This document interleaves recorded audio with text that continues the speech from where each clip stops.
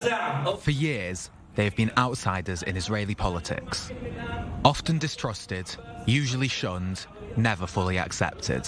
But, for the first time in the country's history, Israelis are waking up to the prospect of an Arab-Israeli party sitting in the coalition. Following a last-minute deal, the Islamist Raam party, headed by Mansour Abbas, joined the so-called Change Bloc, parties opposed to Benjamin Netanyahu, allowing a new government to be formed.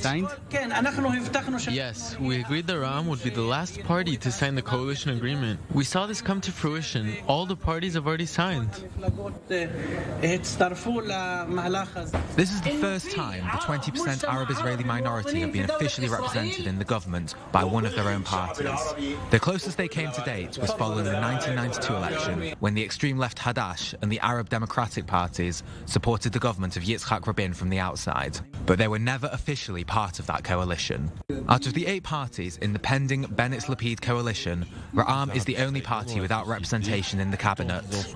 Instead, Abbas has secured more funding for education and policing in Arab neighbourhoods, as well as roles such as chairman of the Interior Committee and deputy speaker of the Knesset.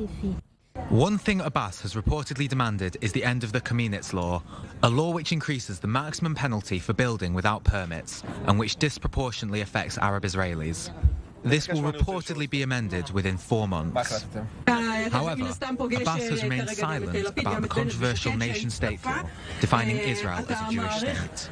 Many, if not most Arab Israelis, say that the law marginalises minorities in the country even further.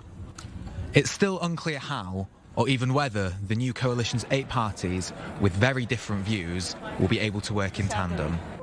But what can be said is that this is a watershed moment in the history of the relations between Israel's Jewish majority and its Arab minority.